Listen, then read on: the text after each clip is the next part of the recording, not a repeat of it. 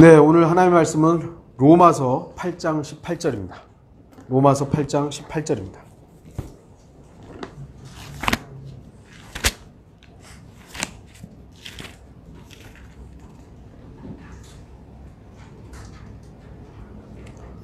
로마서 8장 18절을 제가 읽도록 하겠습니다. 이는 현재 고난들이 우리에게 나타나게 될 영광에 감히 비교되지 못한다고 내가 여기기 때문이라. 현재의 고난과 나타나게 될 영광이 비교가 안 된다. 그래서 오늘 말씀의 제목은 비교 불가, 비교할 수 없다 라는 것입니다. 여러분은 거리에 굴러다니는 돌멩이를 볼 겁니다. 요즘은 워낙 이제 아스팔트로 잘 깔아놔가지고 돌멩이 구경하기도 힘듭니다만, 어쨌든 돌멩이와 금은방에 금을 구분할 수 있을 것입니다. 사리 분별을 하지 못하는 어린아이들을 제외하고 어느 누구라도 돌덩어리와 금덩어리 구분할 수 있을 것입니다. 뭐가 금이냐, 뭐가 돌덩어리냐.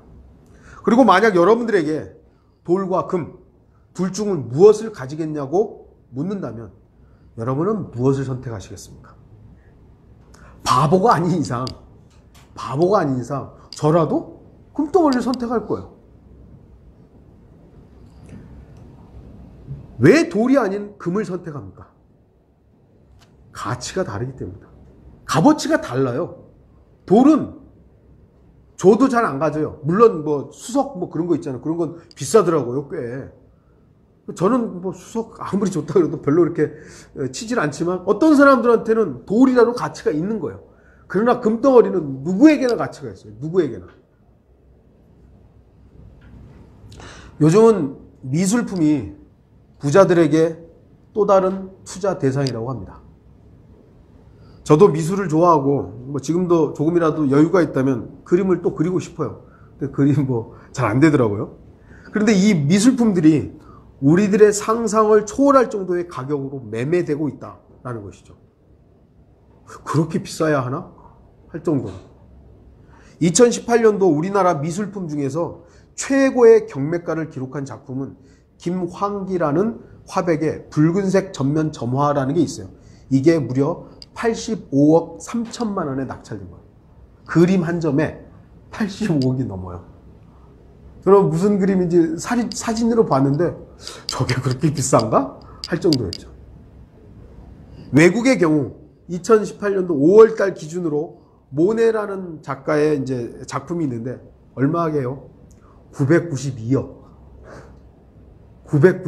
정도의 경매로 나간 거예요. 여러분 같으면 그림 사는데 그 정도 돈을, 물론 그런 돈도 없지만 그 그림 사는데 그 정도 하겠어요?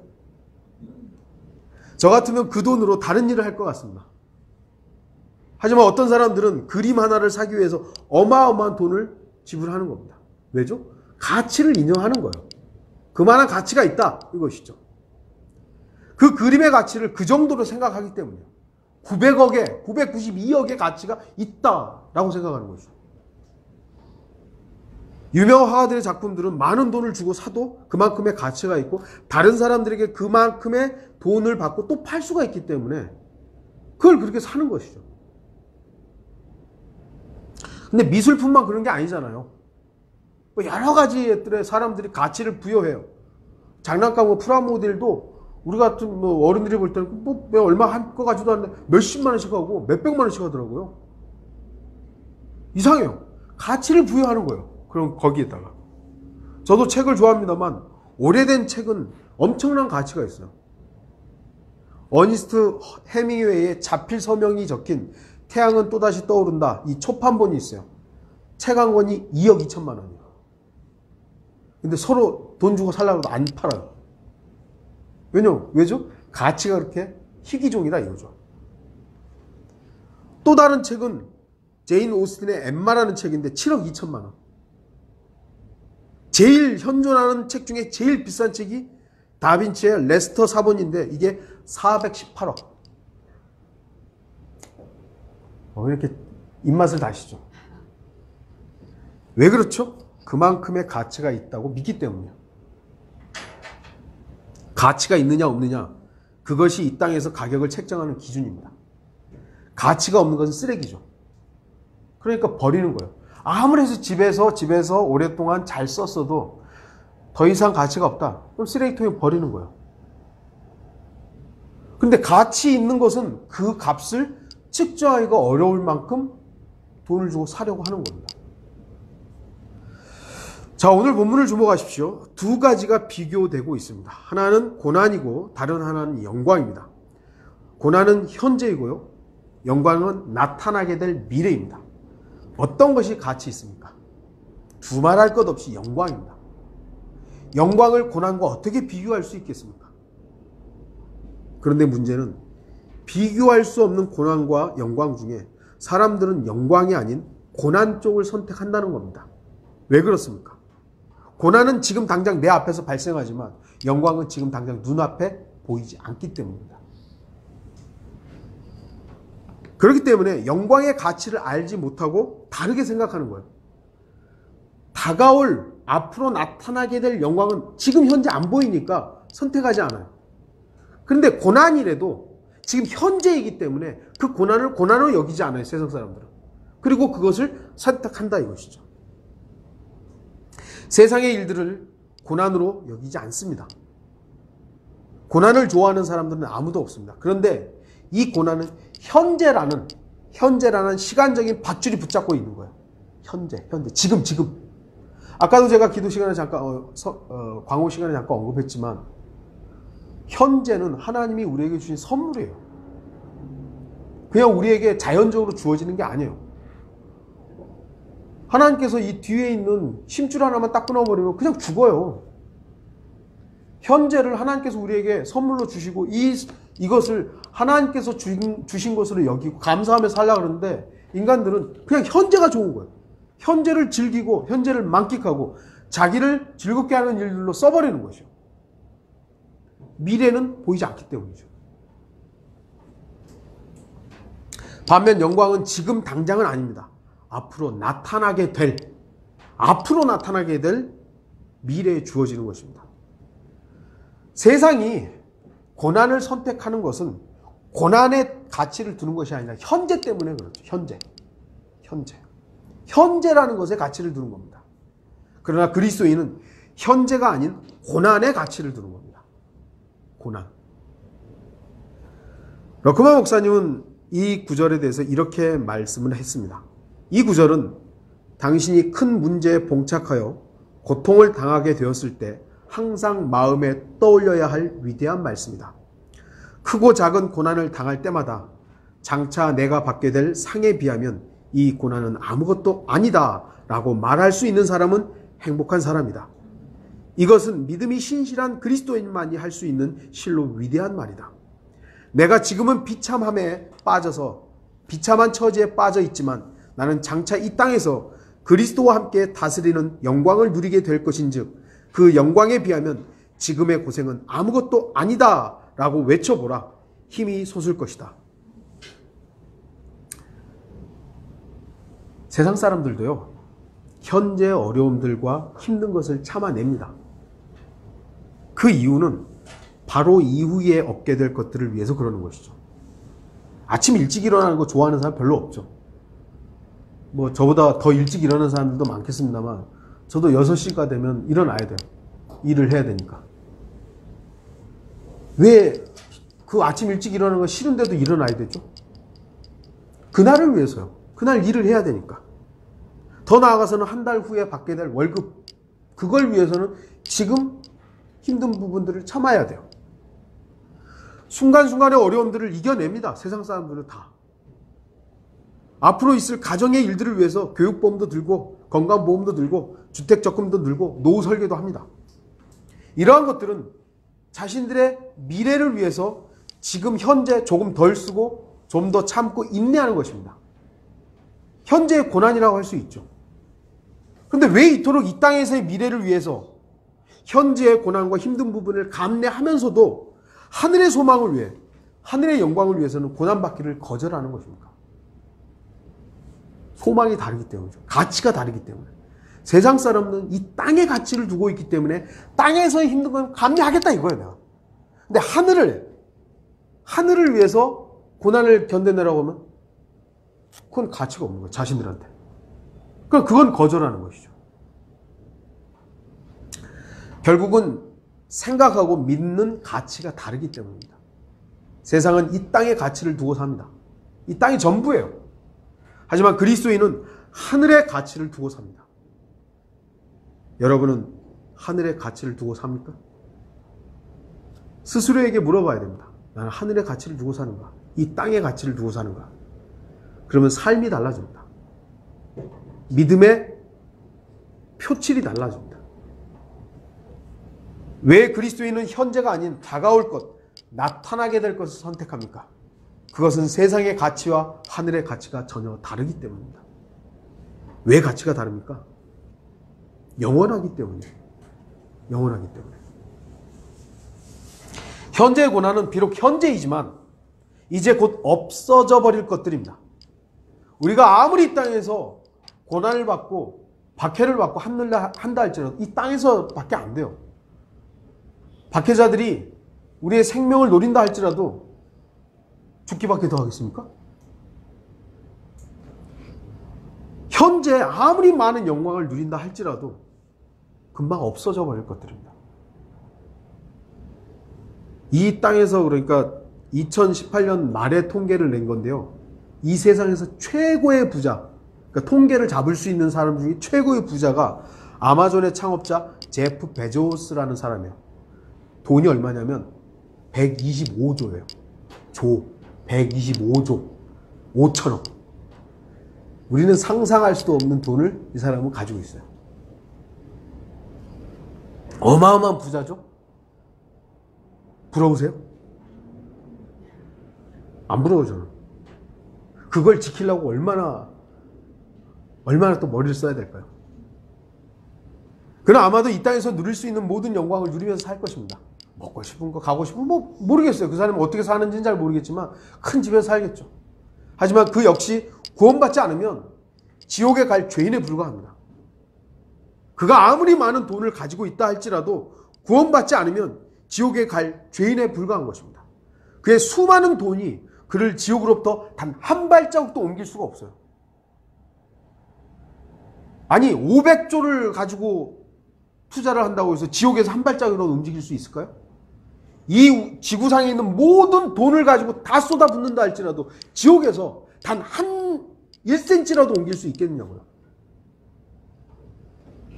그만큼 돈은 영혼을 위해서는 아무런 가치가 없는 것입니다. 돈으로는 천국을 살 수 없어요. 구원을 살 수 없어요. 영원한 것이 가치가 있잖아요. 영원한 것이. 진리가 왜 가치가 있죠? 영원하기 때문입니다. 나는 길이요 진리요 생명이신 그분이 영원하기 때문에 우리는 그 영원한 분을 믿는 겁니다. 그분이 만약 죽고 끝나버렸다면, 부활하지 않았다면 쓰레기죠. 잠깐분인 것은 가치가 없습니다. 아무리 희소성이 있다 해도 잠깐 보이다가 사라진 안개와 같은 것들에 엄청난 가치를 둘 수는 없어요. 네. 비록 우리의 현재는 영광이 아닙니다. 물론 모든 그리스도인들이 다 그런 건 아니지만 미국에 있는 그리스도인들 가운데 부유하게 사는 그리스도인들도 간혹 있어요. 뭐 그런 사람들 우리가 비난할 수는 없죠. 비난받아야 이유도 없고 하나님의 허락하심이 있는 거예요. 하지만 대다수의 성경을 믿고 신실하게 사는 그리스도인들은 그렇게 넉넉하지 않아요. 현재의 영광 우리는 사실 잘 못 누리고 삽니다. 연기가 위로 올라가듯이 우리는 고생하려고 태어난 사람들입니다. 특히 성경을 믿는 그리스도인들의 현재는 많은 고난과 어려움들이 있습니다. 왜냐하면 복음을 전하기 때문이죠. 진리를 외치기 때문이죠. 더 나아가 우리는 생명의 능력으로 인해서 더욱더 소외되고 있습니다. 정말 이 마지막 시대에 찾아보기 힘든 사람들입니다. 여러분들이 믿음 생활 편하게 하면요, 여러분들한테 아무도 뭐라고 안 그래요.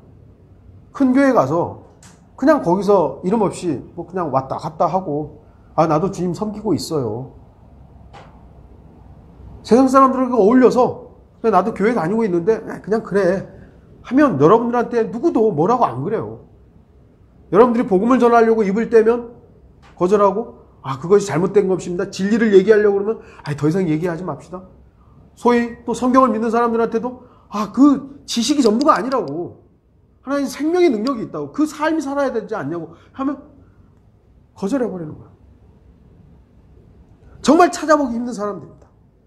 그래서 저와 여러분은 영원한 것을 위한 확실한 투자를 하고 있는 사람들이에요. 주목하십시오. 고난이 영원하다면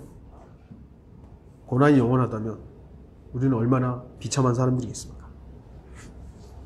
저주받은 사람들이죠. 하지만 현재의 고난은 잠시뿐이며 영원히 영원합니다. 영광이 영원한 거죠. 영광이. 그래서 그리스도인들은 고난에 참여할 수 있어야 됩니다. 이 땅에서의 고난에 우리는 참여해야 됩니다. 고난은 인생에 꼭 필요합니다. 누구나 고난의 시간을 통과할 때는 고난에서 벗어나고 싶어 합니다.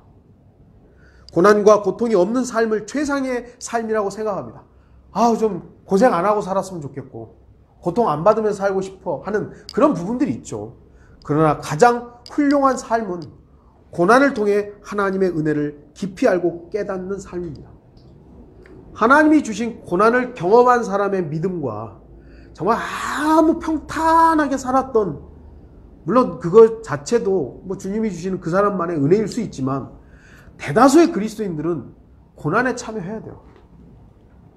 특히 마지막 시대는 경건하게 살고자 하는 모든 사람들한테 뭐가 있냐면 박해가 있는 거예요.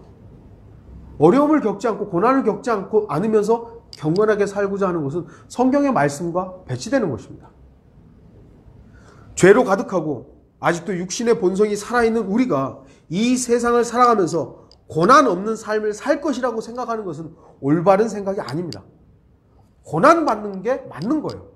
물론 그렇다고 해서 우리가 찾아다니면서 고난을 받아야 될 그런 이유는 없죠. 그러나 하나님께서 허락하시고 세상에 우리 그리스도인들한테 주는 고난이 오는 것을 거절하지 마시고 하나님이 나를 연단하는 기회이구나. 내 믿음을 드러낼 수 있는, 확증할 수 있는 시간이구나. 그리스도인은 미래를 선택한 사람입니다. 왜냐하면 영원한 가치를 알기 때문입니다. 세상의 것들 화려해 보이죠. 많은 사람들이 세상 참 잘 살기 좋아졌다고 그러죠. 제가 여러분들한테 항상 말씀드리죠. 살기 좋은 게 아니에요. 편리해졌을 뿐이에요. 우리 그리스도인들이 살아가는데 많은 게 편리해요. 그러나 세상은 좋아지지 않았습니다. 더 악해졌고 죄가 관영하고 죄를 죄로 여기지 않는, 하나님이 지금이라도 심판해도 아무렇지 않은 그런 시대예요. 결코 세상은 좋아진 게 아니에요. 악해졌죠. 편리해졌을 뿐이에요. 그러나 그 편리를 위해서 수많은 사람들이 억압받고 수많은 사람들의 소위 말해서 피가 흘려지고 있는 거예요. 근데 자신들이 편리해졌다는 이유만으로 어려움을 겪는 사람들을 바라보지 않는 것이죠. 악하기 때문이에요. 왜 가치가 다른 것입니까? 세상 사람들이 세상에다 가치를 두지만 우리는 하늘에다가 가치를 두죠. 왜 가치가 다르죠? 생명이기 때문이죠. 요즘 또 하나의 이슈가 뭐냐면 존엄사에 대한 것입니다. 존엄사란 게 뭐냐면 최선의 의학적 치료를 다 하였음에도 회복 불가능한 사망의 단계에 이르렀을 때 질병의 호전을 목적으로 하는 것이 아니라 오로지 현 상태를 유지하기 위하여 이루어지는 무의미한 연명치료를 중단하고 질병에 의한 자연적 죽음을 받아들임으로써 인간으로서 지녀야 할 최소한의 품위를 지키면서 죽을 수 있도록 하는 것이 바로 존엄사예요. 제 아버지 같은 경우도 이제 연명치료를 하지 않겠다라고 가족들이 얘기를 하고, 제 아버지가 갑작스럽게 이제 음식물 드시다가 기도가 막힌 거예요. 어머니나 저라 이미 이제 연명치료 안 하겠다고 사인을 했는데도 의사는 또 물어보더라고요. 안 하시겠냐고. 이 기도 삽관을 하면 지금 현재로는 살 수는 있다고. 야, 자식으로서 제 앞에서 지금 숨이 꺾고 막혀가는데 갈등이 되는 거예요. 어머니한테 전화했죠. 어머니, 어떻게 해야 돼요? 그냥 보내드리자고. 그러니까 기도 삭관해가지고 놔두면 그냥 숨은 붙어 있지만 사는 거냐고. 머리로는 그게 이해가 되는데 가슴으로는 정말 안 하겠다고 딱 이제 의사한테 말을 하고 그 순간순간 저희 아버지가 꺽꺽 하면서 넘어가는데 이야 정말 힘들더라고요. 힘들어요. 요즘 사람들은 어떻게 죽을 것인가에 대해서도 관심이 많습니다. 그래서 well dying이라는 말이 이제 생겨난 것이죠. 잘 죽을 것이다. 여러분들 침대에서 가만히 이렇게 죽으면 잘 죽은 거고 거리에서 갑자기 죽으면 잘못 죽은 겁니까? 그리스도인에게 있어 어떻게 죽느냐? 물론 중요할 수 있어요. 네. 그런데 강릉의 목사님이 그러시는데 믿음이 좋은 사람이라고 신앙 고백하면서 죽고 믿음이 안 좋은 사람 막 주님을 비난하고 죽고 그런 거 아니더라고요. 원기모 목사님이 여러 이제 그 임종을 많이 지켜봤는데 꼭 그렇지만은 않더라고요. 그러니까 그걸로 판단할 수 있는 게 아니에요. 네. 물론 우리의 바람은 개인적인 바람들은 그냥 편안하게 좋은 모습 보이면서 임종하는 거 좋을 수 있죠. 근데 사람들이 왜 이렇게 죽음에 관심이 많냐면 생명을 다루고 있기 때문이에요. 생명이냐 죽음이냐 이것이죠. 매일같이 사람들이 죽지만 그 죽음이 어떤 방식으로 다가오느냐에 따라 다른 것입니다. 뭐 며칠 전에 또 무슨 여배우가 자살을 했잖아요. 아무도 예상치 못했던 것들. 얼마 전에는 대통령 부인도 전 대통령 부인도 이제 임종을 했죠. 뭐 믿음이 좋고 뭐 믿음이 아마도 두 여성분은 밑에서 만났을 것입니다. 어떻게 중요한 생명이 있고 하찮은 생명이 있겠습니까? 주님께서 어떤 사람의 생명을 중요시하고 어떤 사람의 생명은 필요 없다고 하찮게 여기신 적이 있습니까? 없습니다. 하나님께서는 한 생명 한 생명을 너무나도 소중히 여기십니다. 그러니까 아들을 죽이셨죠. 그 한 생명을 소중히 여기지 않았다면 어떻게 아들을 죽여요? 저와 여러분의 생명을 아들과 맞바꾸신 것입니다. 그만큼 하나님께서는 한 생명을 소중히 여기시는 거예요. 그런데 어떤 사람들은 그거 아니라고. 어떤 생명은 하찮다. 그게 극단적 칼빈주의인 것입니다. 극단적 칼빈주의는 폭군 하나님을 만들어 놓고 어떤 사람은 천국으로 어떤 사람은 지옥으로 영원전에 이미 결정해놨다 이것이죠. 그러면서 자신들이 구원으로 예정된 사람이라는 것에 대해서 무조건 감사하라 이거야. 너 여기 교회 다니는 거 보니까 너 예정됐으니까 여기 나왔을 거 아니야. 너 예정됐으니까 믿는 거 아니야. 그거 감사하라고. 내가 예정된 거 어떻게 알아요? 모르지만 너 여기 있잖아. 그러니까 감사하라고. 말도 안 되는 그런 어거지를 사용하면서 하나님을 폭군으로 만들어 놓은 거예요. 그래놓고 구원받은 사람도 하나님의 은혜에 감사하라고. 구원받은 사람이기 때문에 하나님이 예정했기 때문에 감사하는 것이 아니에요. 영원히 지옥에 갈 나를 자신의 생명과 바꿔주셨기 때문에 감사하는 거죠. 단지 저와 여러분들이 한 것은 그 바꿔놓으신 생명을 우리가 믿은 거예요. 예정됐기 때문이 아니에요. 하나님께서는 모든 사람이 구원받기를 원하십니다. 생명을 얼마나 소중히 여기십니까?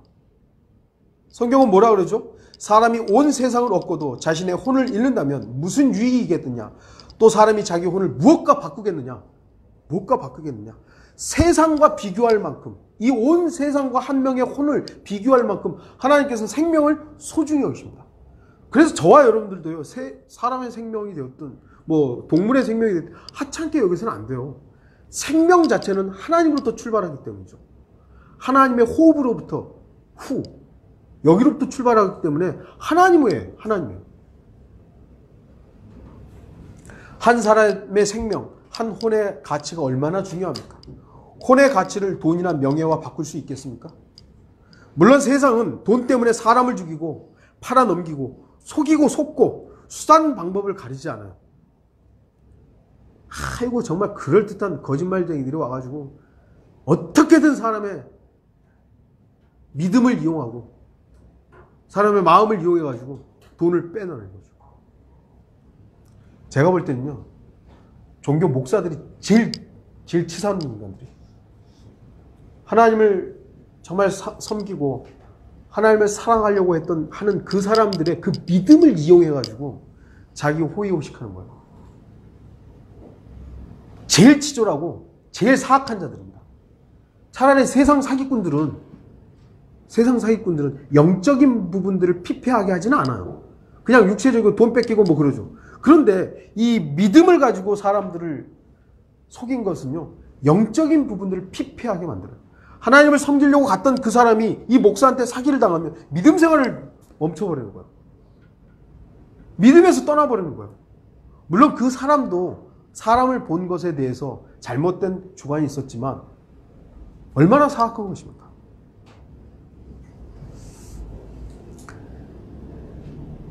세상 사람들이 돈에 목숨을 거는 정도로만 자신의 혼에 대해서 가치를 두고 있다면 하나님의 구원의 복음을 거절하지 않을 것입니다. 하지만 이 시대는요, 생명 경시 풍조가 만연해 있습니다. 우리나라가 이제 요즘에 조금 그래도 시위가 조금 잦아들었고 경찰도 폭력으로 이렇게 진압하는 것이 많이 좀 잦아들었습니다만, 한때는 경찰들이 폭력으로 진압을 하고 방패로 갖다 찍고, 또 시위대는 어떤 죽창으로 가지고 서로 죽이려고 하는 거예요. 시위대들이 시위만 하는 게 아니라 죽창을 만들었잖아요. 어떻게 죽으라는 거 아니에요? 죽으라는 거. 미쳐버린 거예요. 우리나라에서 뿐만 아니라 세계 이곳저곳에서도 이런 시위, 데모 이런 것들이 일어나면서 사람의 생명을 가볍게 여기는 거예요. 이 마지막 때의 증거 중에 하나가 바로 이런 모습입니다. 굉장히 생명을 소중하게 여기는 것처럼 매스컴에서는 보여지지만 실제로는 어떤 거예요? 너무나도 사람들을 그냥 이용만 해대고 있는 것이죠. 마지막 때, 특히 마지막 때에는, 대환란 때는 사람의 혼이 매매되는 상품의 일부라는 것에 우리가 주목해야 됩니다. 요한계시록 18장 11절에 13절, 또 땅의 상인들도 그녀로 인하여 울고 애통하리니 이는 이제 자기들의 상품을 사는 사람이 더 이상 없기 때문이니라. 그 상품들은 금과 은과 보석과 진주와 세마포와 자주색 옷감과 비단과 주홍색 옷감과 각종 향목과 각종 상하 제품과 아주 진귀한 각종 목재 제품과 놋 제품과 철 제품과 대리석 제품과 계피와 향료와 향유와 유향과 포도주와 기름과 고운 가루와 밀과 짐승들과 양과 말과 마차와 노예들과 사람들의 혼들이라. 이전에는 사람의 몸을 돈으로 주고 사고 팔았어요. 하지만 이제 사람의 혼이 매매의 대상이 될 것입니다. 이미 컴퓨터 가상 세상에서는 IA인가? 하여튼 이렇게 쓰고 하는 거 있잖아요. 가만히 앉아서 모든 것을 통제할 수 있는 시대입니다. 신경세포를 조절해서요, 사람의 감정도 통제할 수 있다고 합니다. 요즘에 조현병이라는 게 있잖아요. 조현병. 그래가지고 정신병이죠. 조현병 약을 먹으면 통제가 돼서 함부로 행동을 안 하는데, 약을 안 먹으니까 그냥 고속도로도 역주행을 하고 사람도 죽여버리고 이러는 거예요. 가만히 생각을 해보세요. 안 먹으니까 조절이 돼요. 그러니까 먹으니까, 약을 먹으니까 조절이 돼요. 그러면 조절을 했다라는 것은 이 질병을 더 악화시킬 수도 있는 거잖아요. 다른 약을, 똑같은 약의 어떤 재료를 바꿈으로 인해서 조현병이라는 것을 더 악화시켜서 정신병으로 만드는 것이죠. 이게 글로벌 제약사들의 농간일 수 있어요. 마지막 때 사람의 이 생각이라든지 신경계통을 통제하는 수단들. 여러분들 캠트레일 하늘에서 뿌리고 다니잖아요. 예, 들어보셨을 거예요. 그런 것들이 이 마지막 때 사람을 통제하는, 단순하게 몸을 통제하는 것이 아니라 사람의 생각과 사람의 어떤 행동들을 통제하는 수단으로 사용될 수 있다 이것이죠. 이미 시작되었다고 볼 수도 있는 것이고, 대환란 때 이것이 더 적극적으로 사용될 것이다 라는 것이 성경을 믿는 사람들의 보통의 생각들인 것입니다. 생명을 중요시 여기지 않아요. 그냥 이용품이죠. 사용하는 사용품일 뿐인 거예요. 성경은 생명을 다루고 있습니다. 주 하나님께서는 영원한 죽음의 고통 속에 있는 죄인들에게 생명을 주시기 위해서 이 책을 기록하셨습니다. 생명을 주려고 기록하신 거예요. 생명. 자신의 생명을 우리 죄인의 생명과 바꿔주신 겁니다. 그러니까 생명의 책이죠. 생명의 책. 그래서 그리스도인은 현재의 고난을 통해 생명의 가치를 알고 다가올 영광과 비교하게 되는 것입니다. 생명이 얼마나 소중한 것인가. 영광이죠. 영광. 영광. 살아있기 때문에 영광이에요. 사자가 아무리 강력한 힘을 가지고 있고 사자가 동물의 왕이라고 뭐 영광 할지라도 죽어버리면 아무것도 아닌 것입니다. 그 아무리 뛰어난 것, 좋은 것, 화려한 것이라도 죽은 것은 영광이 아닙니다. 전도서 9장 4절에 살아있는 모든 자에게 참여하는 자에게는 소망이 있나니 이는 살아있는 개가 죽은 사자보다 나음이라. 사자가 아무리 거대하고 아무리 모든 영광을 누리면 뭐합니까? 죽어버리는데. 여러분이 현재 고난 중에 생명의 말씀으로 낳은 생명들이 미래의 여러분의 결실이 된다는 것을 생각해 보십시오. 여러분이 복음을 전해서 그 죽어있던 사람이 생명으로 주님께 나왔어요. 그 생명이 우리가 다가올 영광에 가서 만났을 때 그 기쁨을 한번 생각해 보세요. 잠언 10장 16절에 의로운 자의 수고는 생명으로 향하나 잠언 11장 30절에 의로운 자의 열매는 생명의 나무니 혼돈을 이겨온 자는 현명하니라. 우리가 생명의 가치를 알기 때문에 복음을 전하는 겁니다. 생명의 가치를 하찮게 여긴다면 에이 죽어서 다 지옥까지 뭐 내가 뭐 관심 있나. 그러나 생명의 가치를 아는 사람이라면 하늘의 가치를 두고 사는 사람이라면 이 사람이 구원받아야 된다 이것이죠. 물론 그들이 다 거부하기 때문에 우리가 복음을 전하는 것이 참 쉽지만은 않습니다만 그렇다고 해서 우리가 무관심하게 그 생명의 가치를 하찮게 여겨서는 안 되는 것입니다. 이런 말이 있습니다. 지옥에서 영원한 고통을 당하는 것보다 비록 하늘에서 가장 비천한 자리에 있다 해도 그 자리가 지옥의 가장 화려한 자리보다 더 나은 것이다. 안 그렇습니까? 우리가 지금 기다리고 있는 것은 미래의 영원한 생명입니다. 영원한 생명. 죽음과 생명을 어떻게 비교할 수 있습니까? 금의 가치와도 비교할 수 없습니다. 그렇기 때문에 비록 이 땅에서 현재 고난을 당한다 해도 앞으로 다가올 영광이 너무나도 크고 화려하기 때문에 또 높기 때문에 비교할 수 없는 것입니다. 비교할 수 없습니다. 비교 불가합니다. 이제 결론을 맺겠습니다. 오늘 본문 말씀은 현재의 고난과 앞으로 나타나게 될 영광을 비교할 수 없다고 말씀합니다. 분명히 우리에게 나타나게 될 이는 현재 고난들이 현재 고난 받는 것이 우리에게 나타나게 될 영광에 감히 비교할 수 못한다. 내가 그렇게 여긴다라는 것이죠. 여긴다는 것은 그렇게 간주한다. 내가 그렇게 여긴다. 내가 그렇게 생각한다. 그렇게 믿는다. 여러분은 어떻게 믿고 있습니까? 여러분은 어떻게 여기면서 살고 있습니까? 이 비교는 어디에 가치를 두느냐에 따라서 전혀 다르게 받아들일 수 있습니다. 여러분이 여전히 이 땅에 가치를 두고 고난이 아닌 현재의 화려함들을 선택한다면 오늘 본문의 비교는 이상한 비교가 되는 거죠. 하지만 여러분의 가치를 하늘에 두고 있다면 오늘의 비교는 정확한 비교가 되는 것입니다. 비교할 게 안 나요. 지금 내가 비록 이 땅에서는 현재 고난을 받지만 앞으로 다가올 영광을 비교한다면 난 이거 선택하겠다고. 다가올 영광을 선택하겠다고. 이 땅에서의 어려움들, 박해들 이거 감내하겠다고. 세상도 아까도 말씀드렸듯이 세상도 이 땅에서의 앞으로 10년, 20년을 위해서 그렇게 자신의 고난을 이렇게 감내하는데 말이죠. 현재의 고난과 다가올 영광 이 두 가지를 비교한다는 것은 참으로 어리석은 어처구니 없는 일이지만 실제로 많은 사람들이 특히 그리스도인이라고 고백했던 사람들이 현재의 화려함 때문에 다가올 수치와 빈곤을 택하고 있다는 것은 참으로 안타까운 일입니다. 제가 지금 어제 저녁에 좀 글을 읽으면서 이거는 꼭 설교 아니면 성경 공부를 해야 되겠다 한 부분이 있어요. 그리스도의 심판석에서 하나님께서 우리에게 질문할 것이 무엇입니까? 욥기를 근거로 해서 러크만 목사가 쓴 글이 있어요.